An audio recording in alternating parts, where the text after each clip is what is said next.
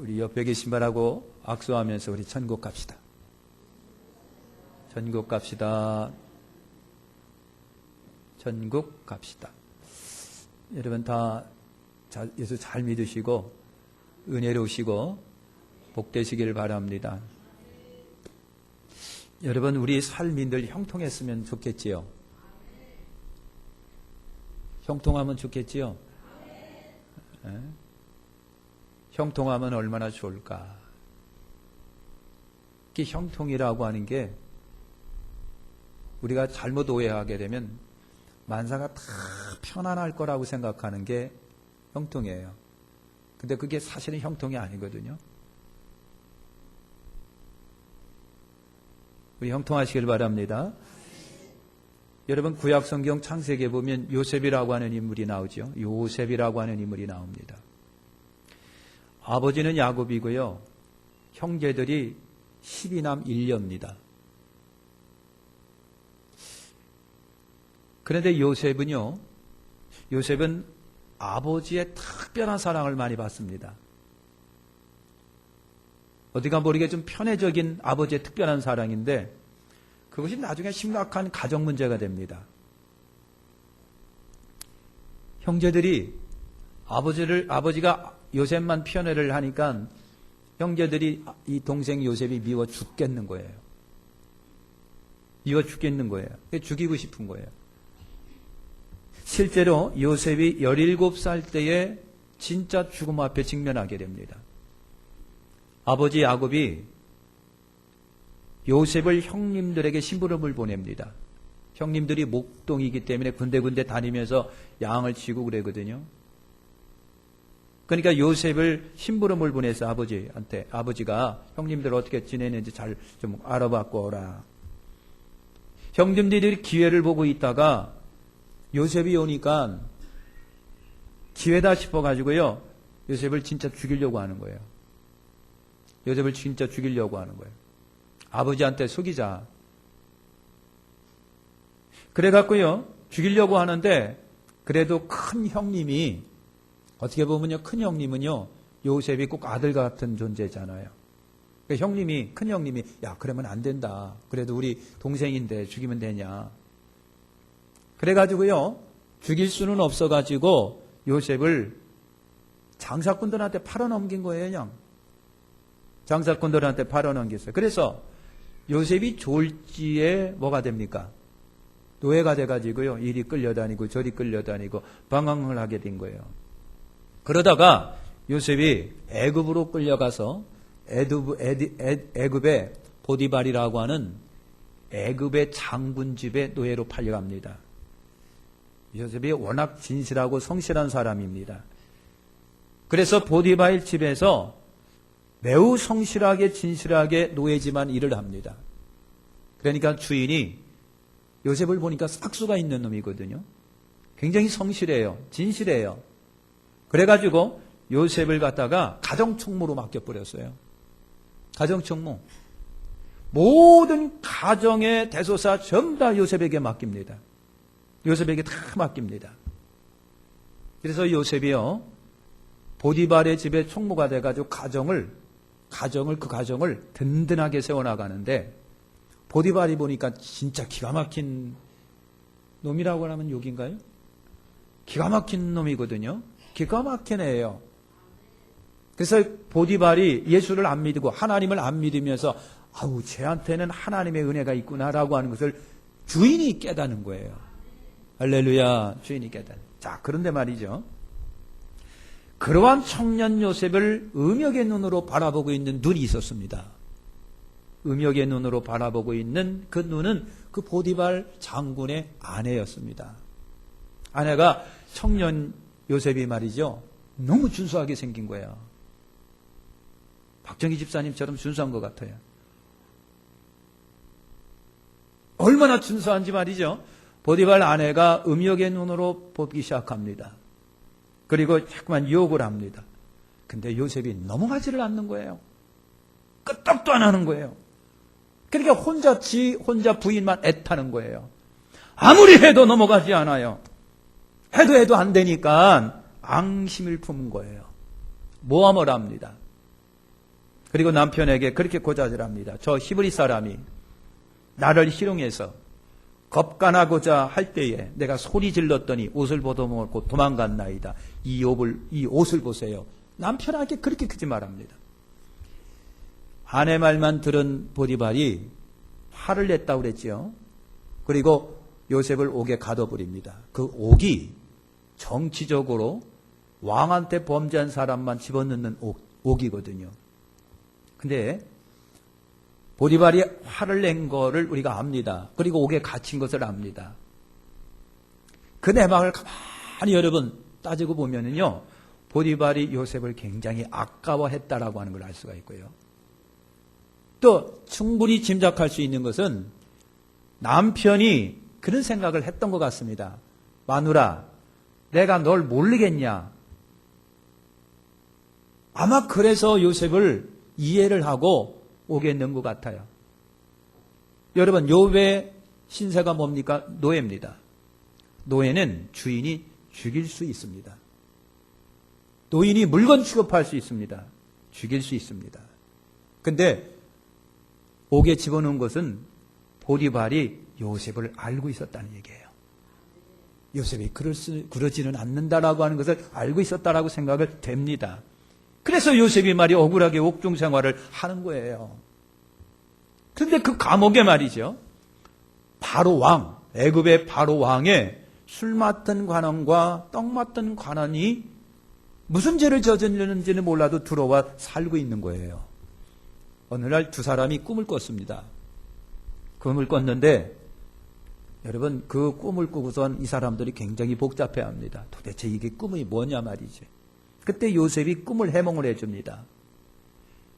그랬더니 그 해몽을 해줬는데 말이죠, 여러분, 꿈을 해몽한 대로 말이죠, 떡 맡은 관원장은 3일 만에 목이 잘려서 죽습니다. 그 다음에 또 하나의 술 맡은 관원장 해몽을 해줬지요. 그 해몽대로 술 맡은 관원장은 3일 만에 복직을 합니다. 은혜였지요. 얼마나 고마운 일인가요? 이게 술 맡은 관원장이 옥중에서 나가면서 요셉 보고 그랬어요. 요셉아, 억울한 거 아는데 내가 왕한테 잘 얘기해줘서 또 어떻게든 내가 도와줄게. 그래갖고 약속을 하고 나갔는데 그때뿐인 거죠. 그때뿐인 거예요. 그리고 캄캄 소식이에요. 여러분, 그렇게 됐습니다. 그런데 요셉은 감옥에서도 얼마나 성실했는지 간수장이 말이죠, 요셉을 갖다가 옥장 총무로 만들어버렸네.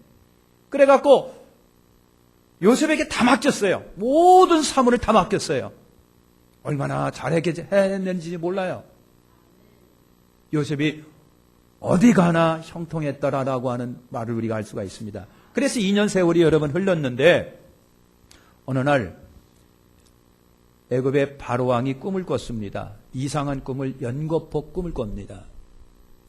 한 번은 무슨 꿈을 꿨느냐면요, 자기가 이집트 나일강을 이렇게 거닐고 있는데, 근데 살찐 암소 말이죠, 보통 살찐 암소 7마리가 풀을 뜯어먹고 있는 거예요. 얼마나 탐스럽고 그냥 풍요로운지 몰라요.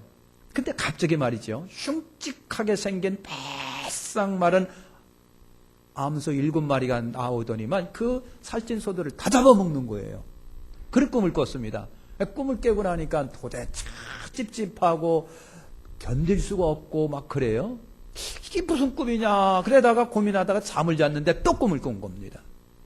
꿈을 꿨는데 이번에는 무슨 꿈을 꿨느냐면요, 충실한 7 이삭, 우리 벼이삭처럼 말이죠, 충실한 7 이삭이 있는데 얼마나 탐스럽고 충실한지 몰라요. 그런데 갑자기 말이죠, 동풍이 불더니만 어디서 싹 말라가지고 보기 흉한 7 이삭이 나타나더니만 그 7 이삭이 충실한 이삭을 다 잡아먹는 거예요. 깜짝 놀라서 또 깼잖아요. 꿈을 꾸고 기분 좋은 꿈이 있는 반면에 꿈 꾸고 괜히 하루 종일 찝찝한 꿈이 있어요. 근데 그런 거 걱정하지 마시고 그냥 열심히 사세요. 믿음 가지고 여러분 사시길 바랍니다. 여러분, 애굽왕이 고민에 빠졌잖아요. 도대체 이게 금이 뭔지. 그래서 아침에 일어나가지고요, 애굽에 있는 술사라든가 박사라든가 다 불러가지고 내가 꿈을 꿨다. 해몽을 해봐라. 아무도 해몽을 못합니다. 왕이 고민에 빠졌어요. 끙끙거립니다. 도대체 이게 뭐냐 말이지. 그때에 술 맡은 관원장이 그때 내 꿈을 해몽해주네. 그때 생각이 난 거예요. 왕을 찾아, 왕이요. 제가 죄인으로 옥에 갇혀 있었을 때 히브리 소년이 하나 있었는데 내가 꿈을 꿨는데 꿈을 이렇게 해몽해 줬나이다. 그래서 3일 만에 저는 복직을 하고 그 떡 맡은 관원장은 3일 만에 사형당했나이다. 그러니 요셉을 데려다가 꿈을 해몽을 한번 해보시지요. 그랬어요. 그랬더니 왕이 좋아 데리고 와. 그래가지고요 옥에 총무하고 있는 요셉을 데려다가 꿈 해몽을 여러 번 시킨 거예요. 할렐루야. 요셉이 왕의 꿈을 얘기를 딱 들은 다음에 왕한테 그랬어요. 왕이요, 풍성한 살찐 암소 7마리는 7년 대풍년을 말합니다. 탐실한 알곡이 주렁주렁한 7이삭도 대풍년을 말합니다. 왕이요, 이 나라에 7년 동안 대풍년이 될 겁니다. 그런데 파리하기 짝이 없고 흉측한 암소가 나와서 그 소들을 다 잡아먹었다고 말씀하셨지요. 그 다음에 동풍에 바싹 말라버린 7이삭이 풍성한 7이삭을 다 삼켰다고 그랬지요. 그것은 흉년을 말합니다. 왕이요, 앞으로 7년 대풍년이 될 겁니다. 그 뒤이어서 7년 대흉년이 될 겁니다. 그 흉년이 얼마나 지독한지 풍년을 상상하지 못할 정도로 흉년에 걸릴 겁니다. 그러니 왕은 준비하셔야 됩니다. 이 나라의 똑똑한 사람, 지혜로운 사람, 현명한 사람을 선발해서 7년 풍년 동안에 애굽에 있는 쌀들을 다 걷어가지고 차곡차곡 비축해놨다가 흉년 때 쓰셔야 됩니다. 그러지 않으면 나라가 망합니다. 없어집니다. 땅이 황폐화될 겁니다. 그랬어요. 애굽 왕이요, 그 얘기를 듣고 충격을 받아가지고요. 그래? 그래야지. 그래가지고 그러면 이 사건, 이 사태를 해결할 사람은 누구냐? 그래, 너밖에 없다. 네가 총무해. 그래서 여러분, 졸지의 죄수가 애굽의 국무총리가 된 거예요. 웃어봐요. 좀 좋지. 기분 좋잖아요. 얼마나 좋습니까? 여러분, 노예로 팔려갔다가 억울하게 죄수의 몸으로 옥중 생활하다가 졸지의 국무총리, 애굽의 그때 국무총리, 애굽이라고 하는 나라는요, 쬐끄만 동네 나라가 아니거든요. 거대한 제국이었어요. 막강한 제국이었어요. 거기에 국무총리가 여러분 된 겁니다. 그래서 우리는요, 요셉을 형통한 사람이라고 그렇게 말을 합니다. 요셉은 형통한 사람이다. 여러분, 요셉에게 견디기 힘든 일이 굉장히 많았습니다. 배반이 있었습니다. 노예가 됩니다. 억울한 옥중 투옥을 합니다. 그런데도 그런 사람에게 형통한 사람이라고 우리가 말할 수 있습니까? 그럼에도 어려운 환경을 극복하고 승리자가 되고 이겨내고 승리자가 됐기 때문에 형통한 사람이라고 하는 거예요. 여러분, 형통이라고 하는 것은요, 막힘과 어려움을 잘 극복하고 이겨냈기 때문에 형통한 사람인 거예요. 어려움이 있어도, 막힘이 있어도, 사방팔방이 암담해도 지혜롭게 그걸 극복하고 이겨냈을 때 거기에서 형통이 있는 거예요. 문제는 그 힘을, 이겨낼 수 있는 힘을 어디서 얻느냐, 어떻게 얻느냐, 누구에게서 그 힘을 얻느냐라고 하는 것이 오늘 우리에게 중요한 거예요. 예수님의 이름으로 형통하시길 바랍니다. 그러면 우리는 요셉에게서 어떻게 그런 형통한 복을 받는 비결을 누리게 됐느냐라고 하는 비결을 몇 가지를 얻을 수 있어요. 첫째는 뭐냐면요, 요셉이 하나님과 함께 했다라고 하는 거예요. 따라서 합니다. 하나님이 나와 함께 하신다. 하나님이 나와 함께 하신다고 하는 거예요. 창세기 39장 23절에 여호와께서 요셉과 함께 하심으로 그가 형통한 자가 되었더라 그랬습니다. 여러분, 하나님이 나와 함께 하신다는 신앙을 무슨 신앙이라고 그래요? 임마누엘 신앙이라고 합니다. 하나님이 나와 함께 하신다. 임마누엘, 나와 함께 하시는 하나님. 요셉이 갖고 있었던 정신이 뭔지 아십니까? 하나님이 나와 함께 하신다. 비록 이렇게 된다고 할지라도, 노예가 됐다고 할지라도, 죄수의 몸으로 감옥에 갇혀 있어도 하나님은 나와 함께 하신다. 하나님은 반드시 나를 이끌어내실 것이다. 이것이 임마누엘 신앙이고 하나님이 나와 함께 하신다는 신앙이에요. 그래서 그 신앙 때문에 고난도 어려움도 극복하고 이겨내가는 거예요. 그래서 예수 믿는 성도는요, 고난과 시련과 아픔과 어려움을 다 극복해내는 사람이에요. 포기하는 사람이 아닙니다. 이겨내가는 사람이에요. 하나님이 나와 함께 하신다는 것은 인생 최고의 여러분 축복인 줄 아시길 바랍니다. 이 신앙을 갖고 있으면 시련이 이길 수 있고요. 어떤 시련도 다 이겨내고 극복할 수 있어요. 못 견딜 시련도 없고요. 못 이길 시험도 없다라고 하는 것입니다. 우리가 예수를 잘 믿어도 때로는 고난과 시련이 여러분 옵니다. 그러나 하나님이 함께 하신다라고 하는 믿음을 갖고 있으면요, 그 믿음이, 그 힘이 결국은 나를 승리자로 이끌어낼 수가 여러분 있습니다. 할렐루야. 두 번째, 요셉에게는요, 넓은 마음이 있었습니다. 관용의 마음이에요. 넓은 마음. 우리 인사합시다. 넓은 마음을 갖자. 맹맹이 콧구멍 같은 마음 가지면 안 돼요. 소견멸이 좁은 마음 가지면 안 됩니다. 넓은 마음 가지세요. 바다처럼 넓은 마음. 바다는요, 아무리 버도 늘 그대로예요. 그죠? 그래서 바다인 거예요. 그래서 바다 같은 마음 품으면요, 그냥 넉넉한. 그래서 그 사람한테 기대고 싶고, 그 사람한테 그냥 기대고 싶은 거예요. 그냥 근데 온유월 파티골 또 막 뒤죽박죽한 사람한테 기대면 안 돼요. 여러분, 넓은 마음을 요셉이 갖고 있었어요. 근데 여러분, 사람에겐 다 복수심이 있습니다. 복수심이에요. 자기에게 해를 입히거나 나를 못되게 하면은요, 복수하고 싶은 마음이 있습니다. 복수하고 싶은 마음. 그죠? 복수하고 싶은 마음. 그래서 조선시대 왕족들도 보면은요, 그 여인들 사이에 이런 저주 풀이들이 많았었답니다. 역사학자가 그러더라고요. 그래서 여러분, 첩과 본부인과 첩 사이에 갈등들이 있으면요, 첩이 본부인을 죽이려고 그래가지고 몰래 인형 만들어놓고 눈을 콕콕 찔러가면서 죽어라. 그러면 그렇게 병들어서 죽겠다는 겁니다. 이게 여러분 역사에 나와 있는 사실들이에요. 복수하고 싶은 마음들이 사람 속에 여러분 있어요. 그래서 나를 해코지하고 나를 여러분 부리줬으면요, 은근히 대적하고 싶어요. 나쁜 말을 계속 뒤에서 퍼뜨려요. 비협조적으로 나가요. 반대를 조정해요. 그러면서 은근히 기분을 아주 삼삼하게 기분을 누려요. 우리가 갖고 있는 복수심이에요. 그런데 성경은 절대 복수하지 말라고 말씀하십니다. 절대로 하나님의 뜻이 아닙니다. 하나님의 복수심은요, 하나님은 완력이나 폭력이나 비협조나 이런 걸 통해서 안갚음하는 것을 하나님은 절대 막으십니다. 로마서 12장 17절에 아무에게도 악으로 악을 갚지 말고 모든 사람 앞에서 선한 일을 도모하라 그랬어요. 악으로 악을 갚지 말래요. 원수 갚지 말아라. 원수 갚는 것은 하나님께 있으니 그랬어요. 여러분, 요셉을 보세요. 자기를 죽이려고 왔던, 자기를 죽이려다가 노예로 팔아먹은 형님들이 7년 가뭄이 들으니까 양식 찾아 왔는데, 애국까지 왔는데 지금 자기 앞에 서 있는 거예요. 형님들이 서 있어요.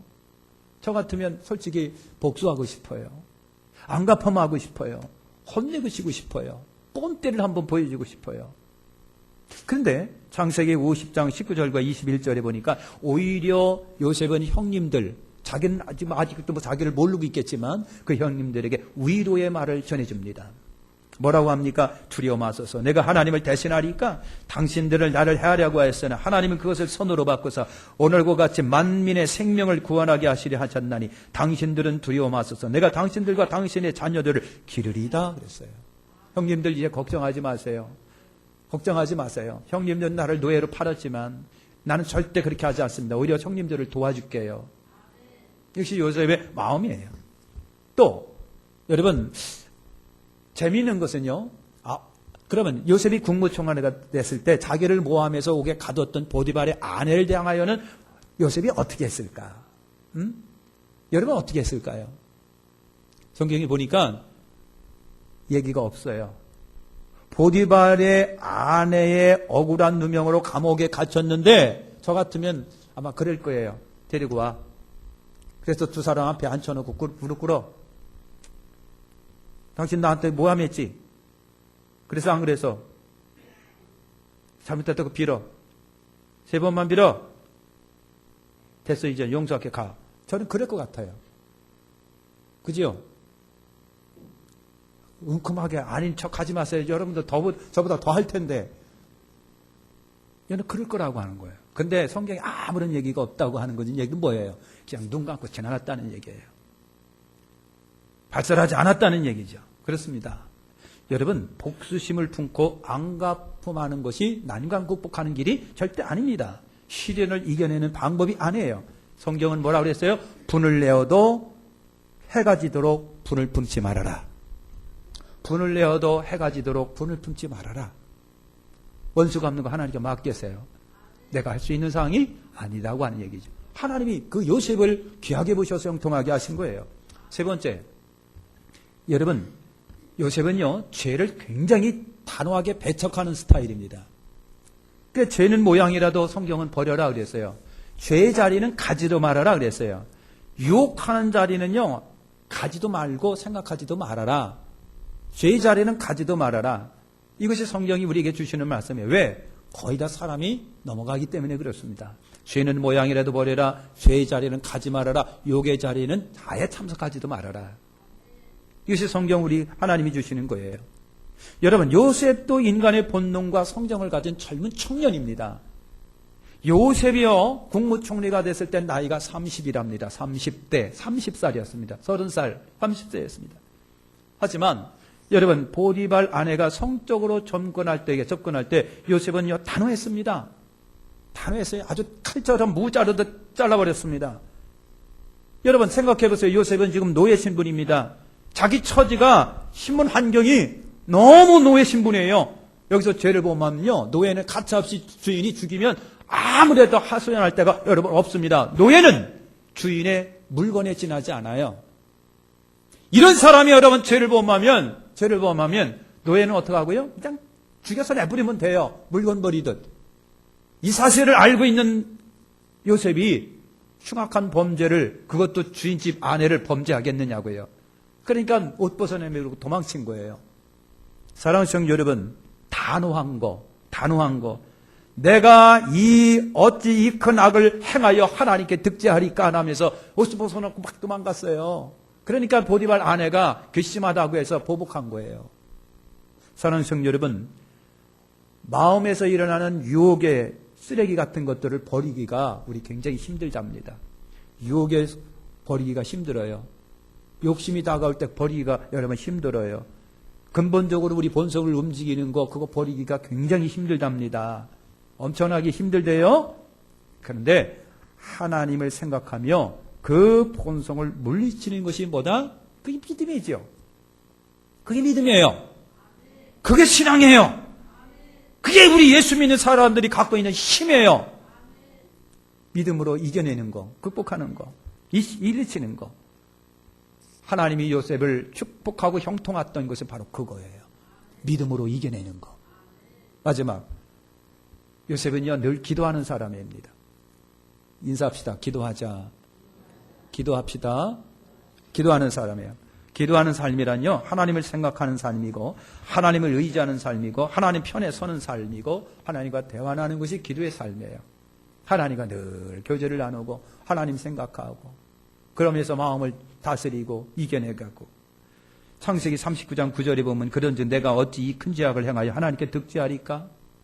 요셉은 바로왕과 얘기를 나눌 때 보면 항상 하나님을 얘기를 들읍니다. 하나님께서 하나님 편에 하나님이 하십니다. 하나님이 도와주셨습니다. 하나님의 은혜입니다. 여러분 계속해서 하나님을 예를 듭니다. 하나님 이름을 높여드립니다. 그것이 요셉이 기도하는 삶이었다라고 하는 거예요. 시편 50편 15절에 환난 날에 나를 부르라 내가 너를 건지리니 내가 나를 영화롭게 하리라 그랬어요. 그러니까 여러분 어떤 시련이나 시험을 이기는 중요한 비결이 뭐냐? 기도예요. 한 번 갖고 안 돼요. 끊임없이 기도하시길 축원합니다. 우리가 영양제나 뭔가 약을 먹습니다. 약을 먹고 반짝 효과를 보려고 먹는 게 아니라 한 달, 두 달, 1년 먹어야 내 몸에 축적이 되면서 그 힘을 발휘하는 거예요. 그것도 이해하시죠? 그렇지요. 기도도 그렇습니다. 끊임없는 기도가 내 영을 강하게 합니다. 영력 있게 하는 거예요. 그래서 강한 믿음을 갖게 하는 거예요. 여러분 승리하시기를 축원합니다. 고난은 자기를 돌아보게 하는 겁니다. 그러니까 요셉은 아버지 사랑, 애정 속에 불편함 없이 부족함이 없이 살았습니다. 그런데 말이죠. 아버지 부모의 사랑을 독차지하고 편애를 받다 보면은요, 버릇이 안 좋아질 때가 있어요.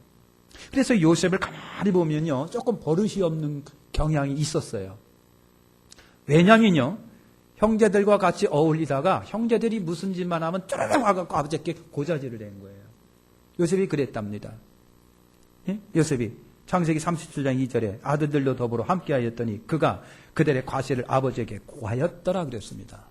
그러니까 요셉은요, 형님들하고 어울리다가 형님들이 무슨 장난을 하더니 뭘 하든 무슨 자기가 보기에 안 좋은 일을 하면 끌어가서 아버지한테 다 일러바친 거예요. 그러니까 형님들이 그게 나쁜 거예요. 싸가지 없는 놈 말이야. 지하고는 함께를 못하는 거예요. 여러분 요셉이 그랬어요. 그런데 말이죠. 요셉의 이런 고난을 통해서 성숙해져 갑니다. 이런 고난을 통해서 마음이 다져갑니다. 하나님은 다듬어진 사람을 쓰는 거예요. 하나님은요, 돌처럼 삐죽삐죽한 사람을 쓰는 것이 아니라 다 물에 떠내려가고 바람에 떠내려가고 둥둥둥둥 두리뭉실해가지고 둥글둥글한 사람을 쓰신단 말이죠. 사랑하는 성도 여러분, 시편 119편 67절에 고난당하기 전에 내가 그릇 행하였는데 이제는 주의 말씀을 지키나이다 그랬어요. 고난당하기 전에는요, 말씀도 안 지키고 그랬대요. 그런데 고난당하고 나면서 성숙해지면서 내가 하나님의 말씀을 지키게 됐다는 거예요. 성숙이에요. 71절에도 보니까 고난당하는 것이 내게 유익이라 이를 인하여 내가 주의 율례를 배우게 되었나이다 그랬어요. 전에는 율법에 관한 어떤 그런 큰 건 몰랐는데 고난당하면서 율법을 알게 되고 율법을 배우게 된 거예요. 성숙입니다. 요셉도 그렇게 해서 고난 속에 성숙해진 거예요. 마치겠습니다. 형통하시기를 축원합니다. 여러분 요셉이 어떻게 이런 형통하는 은혜를 입었을 수 있었을까? 하나님이 함께 하신다고 하는 그 철저한 신앙을 갖고 있었습니다. 감옥에 있지만 내 곁에는 하나님이 계신다. 내가 비록 노예로 팔려갔지만 하나님은 분명히 나와 함께 하신다라고 하는 거예요. 아멘. 넓은 마음을 갖고 있어요. 넓은 말이요. 그래서 여러분 요셉이 한을 품고 앙심을 품고 그냥 이빨이라 바닥바닥 깔면서 그냥 형님들을 저주하면서 맨날 그리고 그냥 보디발 아내가 자기를 모함하니까 연한 주시기 바라 연한 맨날 그렇게 살았다면 요셉 인생이 어떻게 됐을까? 요셉 인생이 어떻게 됐을까요? 넓은 마음을 갖고 있었습니다. 죄는 모양이라도 버리고 배척하는 하나님 앞에 거룩한 삶을 요셉이 여러분 살았어요. 그리고 항상 하나님을 생각하는 기도하는 마음으로 살았습니다. 그러다 보니까 하나님은요 요셉을 귀하게 보시고요 나중에 노예가 변해서 제국의 국무총리가 됩니다. 그래서 국무총리가 된 요셉 때문에 형님들 식구들, 아버지 식구들이 다 삽니다. 7년 가뭄 동안에 애굽이라고 하는 거대한 나라가 다 삽니다. 주변에 있는 다른 국가의 사람들도 요셉 때문에 다 살았습니다. 심지어 말 못하는 짐승들도 요셉 때문에 다 살았습니다. 심지어 황폐되어져 갈 땅까지도 요셉 때문에 살았습니다. 요셉은 그래서 구원자의 모형입니다. 예수 그리스도의 모형입니다. 요셉이 그렇게 형통할 수 있었던 것은 그런 이유가 있었습니다. 기도하겠습니다. 하나님 감사합니다.